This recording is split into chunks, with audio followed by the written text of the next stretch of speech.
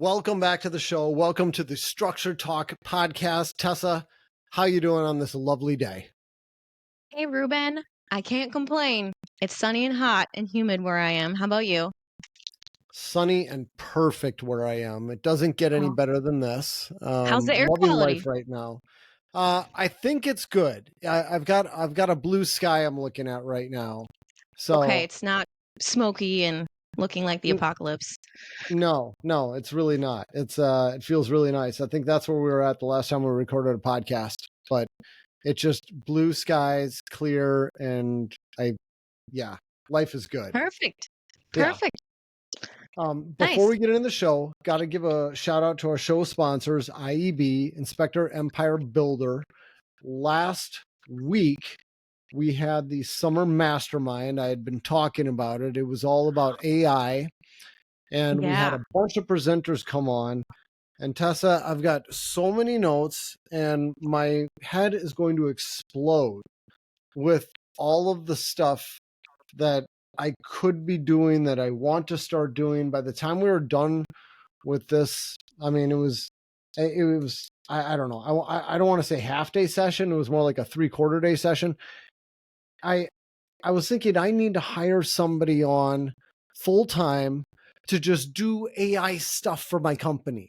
There is just an unbelievable amount. And as an IEB member, I have access to the recordings, and I will surely be watching them over and over again. So, My goodness. ton of value out of that. And well, if you missed it, you missed it. But the group we're talking about is IEB, Inspector Empire Builder. And even if you're not a home inspector, that session would have been helpful for a lot of different people. Just trying to have robots do your job. I mean, it's mind-blowing what can be done these days, and it's just going to keep getting faster. Yeah, I feel like it's a full-time job just keeping up with what tools are available, how they work, how you implement them, what can be done. And I'm sure you were probably learning a lot about that day, and like hearing other companies and how they were using it and what they were doing and getting a bunch of ideas. But like you said, I feel like there will be positions, at least in the next few years, for sure, as this is changing and evolving so quickly, for companies that want to get into it, don't know how to, don't have the resources or time. They hire someone who's an expert at this and can start implementing and using it in various ways. Yeah. And I gotta point out the irony here. I'm sure other people are thinking about it, how it's all these tools that are supposed to save us time, yet I want to hire somebody full-time to implement it. I mean, which one is it? You know what though, Reuben? I feel like that is just life, and that's part of owning a company, is that like when you are growing and evolving, you have to put time and energy into creating the systems that allow your business to run smoothly and to grow quickly. You can't just keep running without looking ahead and thinking about how you can make it easier, how you can make it more efficient, how you can make it grow on a larger scale. And so I think it's a wise investment in time and energy for any business owner at this point to understand what's available. Yeah. And to invest in it probably. For sure. So that was just a little callback. Shout out to our sponsors. And then also one other callback here was my gutter problem. I've been lamenting over this on a couple of different shows. And I thought I should share my GoPro, just my GoPro picture, so you can see what I'm talking about here. Let me share my screen. We'll share this. And for anybody that's listening, we started recording our podcast, I don't know how long ago. We didn't really advertise it too much because, it's Reuben and I and all of our 10 listeners. But if you would like to watch us, you'd like to watch this podcast, how can they find it, Reuben? You can go to YouTube and you go to the Structure Tech YouTube channel, or you just go to the show notes. I mean, wherever you're finding this, whatever platform you're on, we publish the notes for every show, and we put a link to our YouTube video right there. So we make it super easy. So that's that. And so now you can see what I'm talking about. What you're looking at here is my gutter. It's clearly clogged. and there's a pole in the middle of the screen. That is my 28-foot extension pole with a GoPro on the end of it, just so I could see how it's clogged. And if you look at the left side of the picture, there's the downspout. And you can see it's not like super clogged. It's just clogged right before the downspout. It's just this Yeah. little mound of these things that have blown onto the roof over the past several years. And it's finally gotten bad enough where my gutter overflows. Had to do something about it. And there was just one day last week where I said, that's it. I don't care what it takes. I'm getting this unclogged. And so I got my extension pole and I tried fashioning a little pusher onto the end of it. I took all these pieces of metal. I made this metal bracket, tried doing it, wouldn't work. And I thought about renting a 40-foot extension ladder to get up there. And finally, it just came to me like, look, I've got a deck in the backyard. All I need to do is put my ladder on the deck and then get my big extension pole and run my extension pole all the way down and push it. So I connected the leaf blower to the downspout and the downspout extension. I duct taped the end of it. I had my wife running the leaf blower while I was up there pushing all this stuff, and as I would push it over the opening, you'd see it just shoot up into the air. Very satisfying. Oh my gosh. Brilliant. Yeah, now I don't have a clogged gutter anymore. But now the dumb part. Now the really dumb part. The gutter just kind of looked dirty, and there's some other miscellaneous debris. And I thought, I'm just going to get the rest of this debris. I'll get my garden hose with the jet sprayer on there, and I'll clear all that out. So I brought the garden hose up the ladder with me, got the jet sprayer, and it worked really well. I mean, I was able to like shoot it into the gutter and push all of that debris down the downspout. And I was shooting water for about 10 minutes. Got it super clean. And then at some point it was like it wasn't draining as fast as it should. And I was thinking, what's the problem? The downspout must be a little bit clogged. And then I realized I've still got my leaf blower duct taped to the end of the downspout. Yes.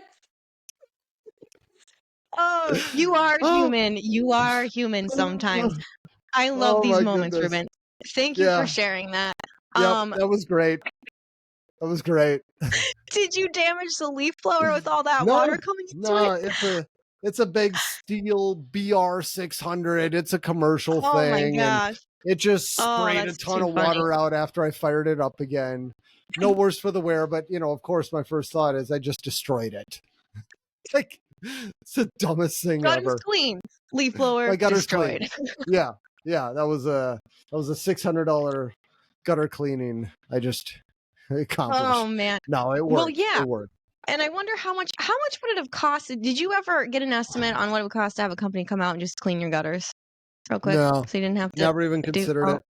Risk your life and ruin your leaf blower. Okay. Are there companies that do that? There has to be. Yes. Of course. Yeah, there are companies that clean out gutters. Yeah. Okay. For sure. Yeah. Yeah. I mean, I'm pretty sure Cura Home, we've had them on. Pretty sure they do gutter cleaning. Not positive. I would think so. I would think so. Yeah. But even if they do, I don't think they get up 3 stories. Well, they should. Who knows? They should. Yeah. Yeah, I know. I mean, I've seen some companies in, rural Wisconsin that drive around advertising that they clean gutters and stuff like that. Usually they're like window cleaning companies. They've got the equipment to kind of get up there and they're comfortable being up high and they, so. Yeah. Well, next time I might check that out. But now I've got a solution. What a fun story. Yeah. What? And going back to that picture of your gutters, it looked like a lot of it was just like the granules from your shingles that had kind of cemented together with whatever dirt and like little like organic leaf matter had decayed in there. There's a little bit of that on top of that. Okay. But the roof is relative. Oh gosh, time flies. I was going to say the roof is new. It's 10 years old. It was new when I bought the house. Crazy. Yeah. There it goes. Oh my Time goodness. does fly. Yeah. All right. Wow. So, well, good story, Reuben. You, I can't say I would have put in that kind of effort. I would have been calling someone. So good for you. Had The to only do thing it. we're missing is a video of that. I wish you could have recorded that, Reuben. You know what? I really wanted to record it. I wanted to record it, but my You needed a pole, third I only person. had one extension pole and I was using it to push stuff. I couldn't Yeah. record it and push stuff at the same time. Too much. Yeah. Next time. Next time. Next time. Yeah, Yeah. maybe I'll get another pole. We'll see. That's good.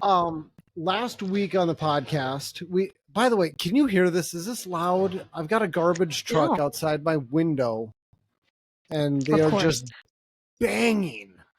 No, No, you can't hear it? Nope. Okay. Nope. Your mic is doing a good job cutting that All out. right. Usually I've got leaf blowers outside my window when we record the podcast, but Sure. knock on wood, not today. Okay. So All right. My mic is doing a good job of noise canceling. Excellent. I can just it is. barely hear you. All right. So, like I was saying, about a week ago, we did a podcast on case studies. It could have been 2 weeks ago. We're doing, well, it was supposed to be case studies. It turned into a case study that you shared. It was a long one, but it was good. Yeah. We got a lot of good positive feedback about it. People really enjoyed that one. And you've got more for us, right? I do. I've got a couple more, and I'm thinking we'll start off with one, and I'll try to move this along a little bit faster than the last one. We went down some rabbit holes and we got kind of detailed and in the weeds. But The for those rabbit of holes you, are fun, Tess. I was gonna say There's for those of nothing wrong you, with it. fellow nerds out there listening to it, hopefully it scratched an itch you don't get on other podcasts. Here we go. Okay, so No. the one I'm thinking about starting off with is actually it's kind of a recent one that came to me. It's actually a homeowner that lives out in Indiana, central Indiana, and they heard about me through a home inspector who was out at their house doing some work. I think this home inspector also installs radon mitigation systems. And so this homeowner had all these different kind of house issues going on, was talking to this inspector, and the inspector said, I think you need a building scientist, and recommended me, thanks to the podcast they listened to. So Sweet. that was pretty cool. That was Nice. awesome. So anyways, this homeowner bought a 2002-ish house less than 10 years ago, like maybe 5 to 10 years ago. And before they moved in, there was a pre-inspection done on it. The sellers got a pre-inspection, so they got that report. And then when they decided to buy it, they had another home inspection. Before they moved in, they did extensive remodeling. They kind of did all new kitchens, bathrooms, a whole bunch of stuff. They move into the house, and 6 months after living in the house, they had some kind of water leaking issues at some piping. They called out a plumber, and the plumber said, well, I can't really fix this. This is an issue. This is defective piping material, and this would never pass. And the fix for this is to replace all the water distribution piping in the house. What? Turns out it's PEX. It was some kind of PEX piping with aluminum connectors, I guess.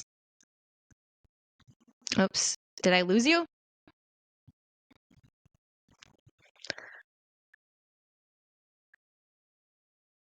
My internet went out. Hey, did you lose me? Lost you for a minute there. What I heard was Sorry, it was PEX. It was some type of PEX piping. Yes. Yeah. Okay, I'll keep talking. Hopefully this recording software can fix some of these issues. Shoot, it says my internet is not working right. Oh, there you are. Gah. Okay, I'll keep going. Hopefully the software can edit this part out. Okay. Software. Okay. So turns out it was some sort of PEX piping, and it had like aluminum connectors, I think. And it's interesting to me because shout out to John Bolton, home inspector here in Florida, who presents on this very issue of all sorts of problems that are being discovered and also, I think, hidden and buried with PEX and other types of plastic piping. So this homeowner, after they had spent a bunch of money remodeling their house, and had 2 inspection reports done, they moved in, ended up opening up all their walls and replacing all of their water distribution piping in their house. Okay, so Oh, that's one headache. They did a well, bunch of other things to this house too. New roof, they put on some new siding, they did a lot of things. So anyways, fast forward, this homeowner has a at-home office and was resting his feet against the exterior wall because his desk was against it. How many of us have done that before? And one day he dropped his pencil and went down and noticed that there was like a soft spot in the wall where he had been resting his feet, like there was a divot in the wall. And he's like, this is weird. He started poking around and realized that the drywall was all soft. So mm-mm. he was worried about moisture. They called a mold remediation company out. They opened up the wall and it was just all moldy. The back of the drywall was molded, the insulation, the fiberglass bats had mold all over it, and some of the wall sheathing was black and had mold over it too, and maybe even some rot. So Oh I'll no. show you a couple pictures. Yeah. He sent me his report. Let's see if I can share my screen here. Oop, screen. Okay. Mm, this is the wrong screen. I'm bringing it onto here. It wasn't showing the other one. Okay. Oops. Sorry, this is not great. The report has really small pictures. Can you see this, Reuben? All I can see is your calendar. Okay. Never mind. Well, okay, No, we're just try gonna it forgo again. that. If I'm gonna edit the podcast, I'm gonna edit twice. So take your time. Yeah.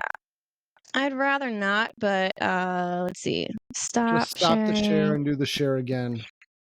Yeah. Well, okay.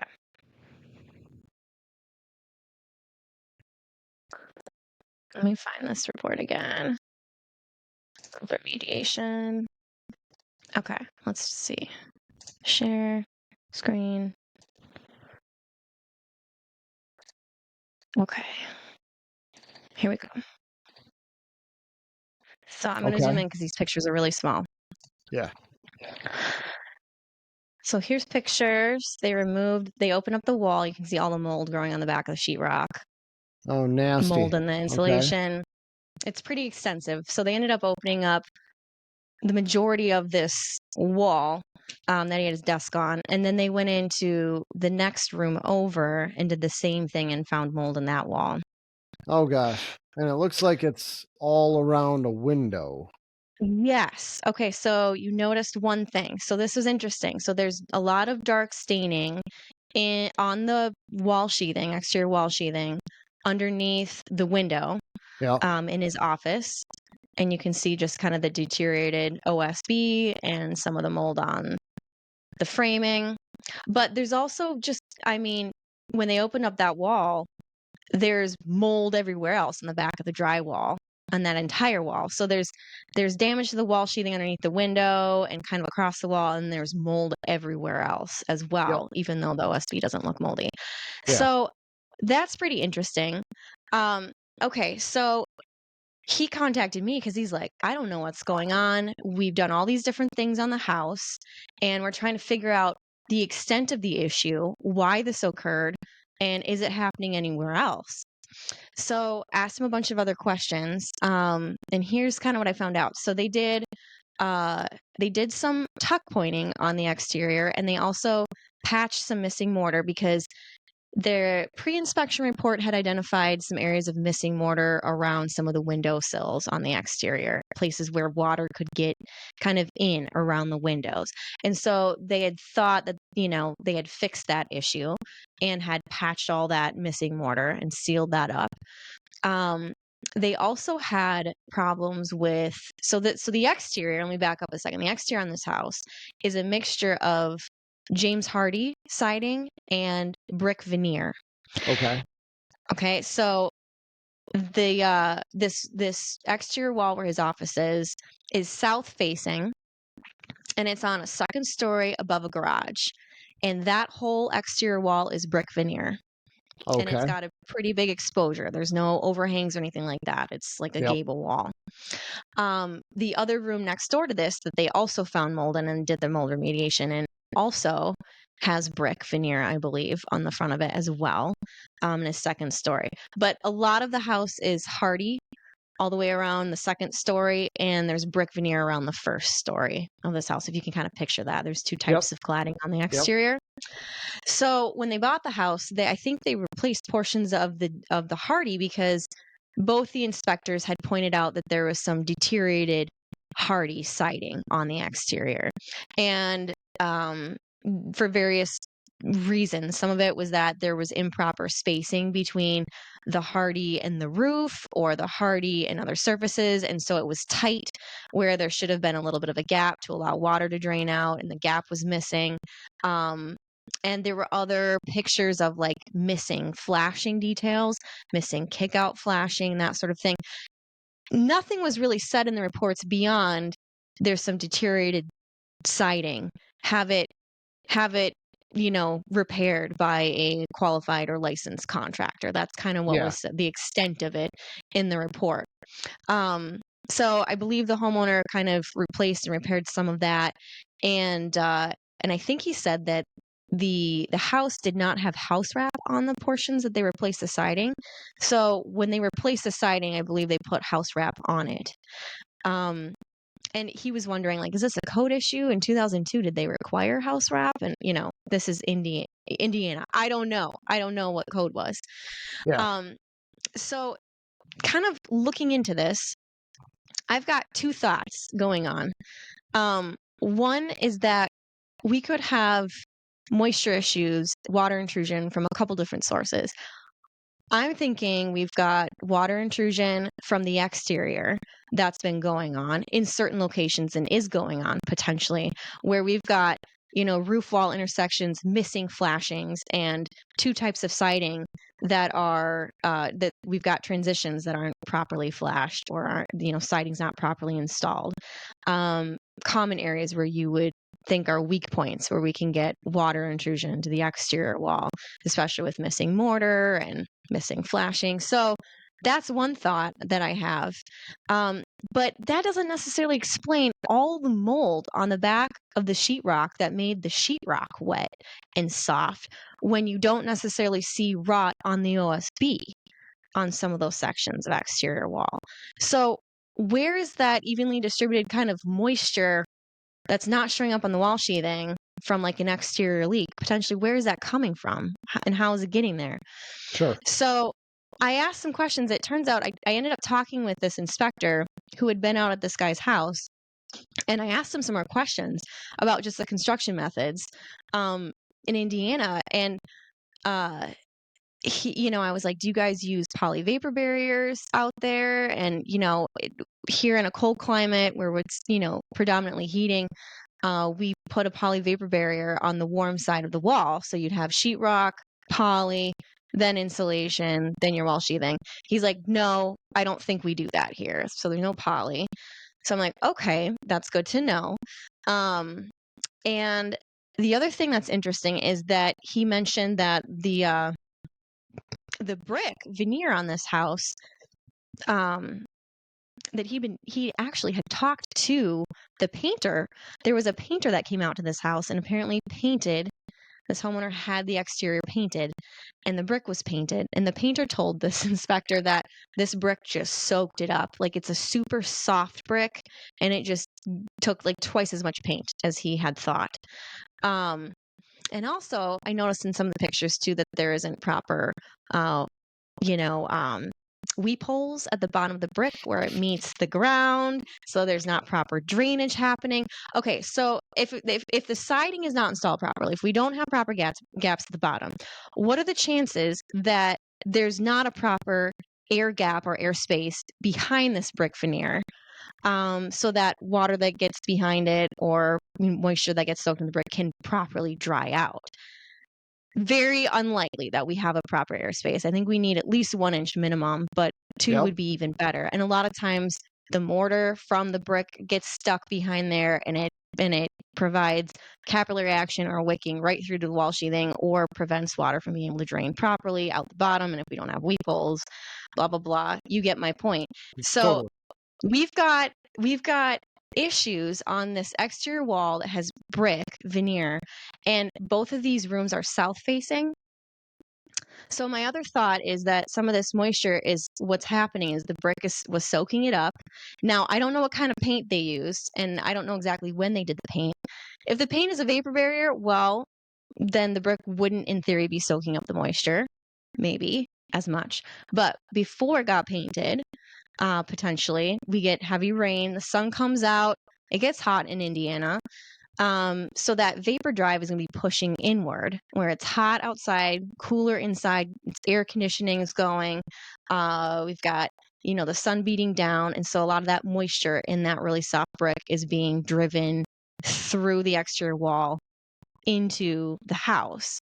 And we don't have a poly vapor barrier on the back side of that sheetrock, so the moisture is just making its way right through the OSB, through the fiberglass, and then kind of hitting the backside of that drywall and condensing Because it's and cold creating up there.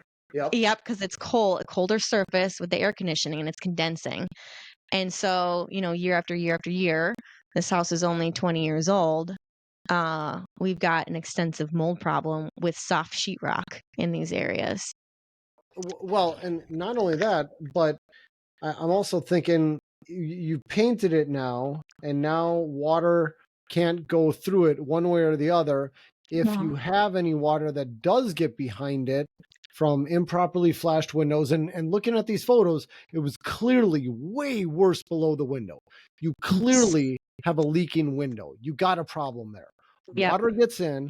It's not the end of the world as long as water can get out and our building can dry out. But Yeah. when you have the wall completely sealed, there is no drying potential. So the bulk water Yes. that gets behind it, when it dries out, it has to dry out to the inside of the building. And Yes. you have not provided a pathway for it to dry to the inside of the building. All it can do is condense on the drywall, and it's Yes. just going to spread all along the inside of the wall, right? Yeah. I would Okay. think so. You've got, in theory, each bay is going to be separated by these studs, So let's just say one stud cavity has a lot of moisture in it. It'd be harder for that moisture to kind of, diffuse through the wood stud to the next bay if it's just, evaporating into that bay cavity air and, moving through convection. But it still can. And obviously, you've got this whole brick, basically this big giant brick sponge on the exterior of the house, probably without proper, venting and all of that and installation. And so you're just going to have diffusion happening through that entire wall system. Well, that, and if you take a piece of drywall and you do one drop of water on the drywall and another drop and another drop, and you keep doing that drop after drop, eventually that entire piece of drywall is going to be saturated. It's going to hold Yes. all the moisture it possibly can. So, Yes. I mean, even Good if point. each bay is separated, I mean, you saturate the part of the drywall that's exposed to those bays, that moisture is going to spread through the rest of the drywall, You're right, right? Reuben. It's like sticking like the corner of a paper towel into a puddle of water. It just soaks it up and spreads. Yep. Capillary action. So I think there's usually, when it comes to a moisture issue or water issue, it's not just one thing. Usually it's a combination of things happening. Yeah.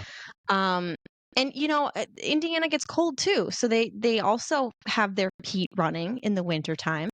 And, I'm sure they don't have a vapor barrier paint on the interior, and there's no vapor barrier behind the sheetrock. So again, moisture could, in theory, diffuse that way into the wall cavity and condense on the wall sheathing as well. But I asked this inspector I was chatting with. He was very knowledgeable, and I'm super grateful to him for taking the time to answer a bunch of my questions. Shout out to Cameron if you're listening. But I asked him some more questions, and I was like, "Do you guys have a lot of, like, quote, new stucco homes out there with issues like the concealed water damage and all these problems that new stucco is known to have. And he's like, we don't see a lot of stucco homes out here. Now we do have brick and stone and a lot of James Hardy, but not so much stucco. And I said, do you guys see issues with concealed moisture damage in, inside walls on brick or stone veneer houses? And he's like, well, I don't really know. I haven't heard much about that. Doesn't mean it's not happening, but I mean, how would you know if you're just doing a visual inspection, and the wall isn't soft and indented? How do you Yeah. know? Yeah. And so it kind of goes back to all the, some of the classes you teach, Reuben, about how to identify, water intrusion issues when you're looking at a house and inspecting it. And this house just had all these red flags. It was, roof wall intersections that weren't flashed properly, brick veneer that wasn't installed correctly, James Hardy that wasn't installed correctly, and just the issues that can happen with a cladding that soaks up moisture and it hasn't been installed properly on a house, and all the vapor diffusion that can occur with that. So that's kind of an interesting situation. And they basically gutted these 2 rooms on these south facing brick walls, and re-insulated, re-sheetrocked. And fast forward now, he noticed, after some really warm days, he was in his office and he looked at the baseboard and peeled it back a little bit, and there was condensation happening behind the baseboard again.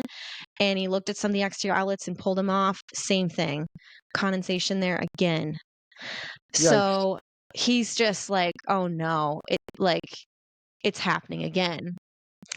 And where else is this happening? And So wait, what time of year was that happening? he had condensation this summer. He had condensation inside the house on an exterior wall on a summer day. Yes. Yes, I believe so. Yeah. Huh. That's Yep. weird. Okay. Yeah, and So there's so there's a much lot of other moisture coming through the wall that it's actually just making its way to the other side. potentially. Okay. All right. So there's more details here, and I'm not hitting every detail. I took a lot of notes when I was chatting with this guy and looked at his reports and stuff. I'm not going to go through all of the details of the things that he's told me about his house, but bottom line is we've got some moisture issues happening, and is there somebody at fault? Did painting the brick make it worse? Did it make it better? Is this problem still continuing even after the paint? Is this how do we resolve it? Well, first of all, my thoughts are we need to figure out exactly what's happening, and we're going to have to do some more investigating and figure out, are there more locations that this is occurring? Is it just behind the brick? Is it just under the windows?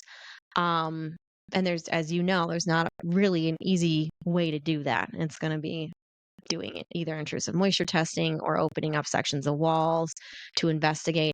And once we can figure out, okay, what's happening, is it a combination of moisture things or one thing, then we could work with a contractor to address a potential scope of work to fix this.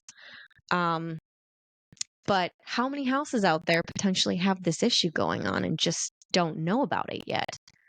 Tons. That's what I'm going to Yeah. say. Tons. Yeah. And, neither inspector that, inspected this house, mentions any potential issues with concealed moisture damage in the walls. They point out the missing flashing or the improperly installed Hardy, but it's like, have this repaired by a licensed contractor. There's nothing more than that. Yeah. Yeah. And a nice comment that, we've used many times is have the area opened up and inspected for concealed damage. If you're a home Yes. inspector, write that phrase down. That's a really good phrase to put in your reports. Have it inspected for concealed damage and repaired as needed. Yeah. Yeah. Yeah. So if you've got an exterior wall that's got brick and we've got lots of missing mortar and you're pretty sure water's been getting in around that window for a long time and you know that that house is a newer construction build, so it's got like a, you know, less durable wall sheathing material like OSB, and it's got a wall full of insulation so there's no air movement or, you know, heat transfer going through it, you're more likely to have rot and concealed damage Yeah. much faster. And so to be more aware of that as a home inspector, what's happening behind that wall? If water's been getting in there for 20 years, what does it actually look like? And then maybe it's not just patching the mortar, it could be more extensive than that. Yeah. So, um, just to, you know, sharing this on air so people can kind of think about, if you're a home inspector, how to maybe potentially think about these bigger issues that could be going on that you can't really see. And it's not, you know, it's not about scaring the potential buyer or being an alarmist. It is just hopefully um, educating them on what could be happening, because this homeowner now is going to be, if this is an extensive problem happening in other locations besides just these two rooms, this is going to be an expensive issue to fix. Yeah. Yeah. That sounds pretty terrible. I wouldn't want that to be happening to my house. My goodness. Me neither. Me neither. So yeah, and I don't know if a lot of these kind of, you know, other locations that don't have the extreme temperatures that we have up in Minnesota, if you know, if they use that kind of language about, you know, intrusive moisture testing, or if they really do much of that with these, you know, types of cladding, the stone and the brick. Sure. I don't I'm curious. I'm curious to know, if you're a home inspector in a, you know, more mild climate or a mixed climate, is this something that you look for? Is this a known issue to you? Do you warn homeowners about it or recommend intrusive testing? I don't know. Yeah. Good question. Hard to say I what want to pull the people do audience. So outside of our. Yeah. Yeah. Email us podcast@structuretech.com. We would love to hear from you. yes, yes, yes. Yep. And Also, I want to know of any. This is the challenging part too. Finding contractors who are willing to kind of do this investigatory work and figure out what's going on and then fix it too. yeah. Um, and I, you know, I know of consultants or firms that are there to kind of investigate and do water testing or open up the wall and say, yep, this is what's causing the issue. We've got missing kickoff flashing here. We've got this happening here. But all they do is kind of diagnose the issue or do litigation. And then who fixes it? You need a good contractor to do that. And, you know, if you're going to a state where they don't have, like, you know, they haven't been through these stucco woes like, you know, we have in Minnesota, who are the contractors that can tackle these things? Yeah. Yeah. That's challenging. That's a Yeah. real You challenge need to find that. you need somebody like Mark Parley, or Exactly. yeah. Yes. Shout out to Mark. I just chatted with him actually Did about you? this. I did. Yeah, Good I guy. did. Yeah, yeah. So Mark Parley, for anybody listening, if you don't know who he is, he's a consultant who specializes in basically houses or structures, buildings with water issues. And he does a lot of investigatory work and litigation and stuff like that. Um, so anyways, he's a great resource and he's seen all sorts of problems. So Yeah. He's out of Iowa. He's been he on our is. podcast. And he goes all over the Midwest. I suppose he probably goes anywhere for the right price, I'd imagine. But Yes. Yep. He does. Yep. So he might be someone who'd be qualified to go out there and help this homeowner. But yeah, and something else I'll throw out there is if you're looking for somebody who does moisture testing in your area, is to go through the Exterior Design Institute.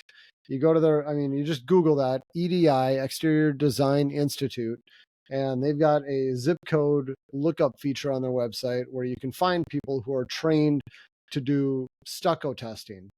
But I mean, stucco testing is the majority of it, but once you're trained to do that, I mean, you can do testing on any type of wall cladding as far as I'm concerned. So Yeah, it's the same another process, resource just a to different find material. someone. Yep. Yeah. Yep. Exactly. Yeah. Good to know. Um, so okay, so that's kind of my most recent interesting case study. Um, I don't know. We're at 40 minutes already, Reuben. Uh, We're done. I think we're done. We're going to have It's to a save wrap. the next one. We're not going to make this an hour and 20 minutes. That's a wrap. Yeah. We'll save one for next time. Sounds Yeah. good. Okay. All right. Well, again, for the listeners, if you got any thoughts, commentary on this, if you're in those climate zones that Tessa talked about, you got certain things that you do in the area, we'd love to hear from you. You can reach us at podcast@structuretech.com. Otherwise, we will catch you next time. Thanks for listening. Yeah. Thanks for listening, everybody. Take care.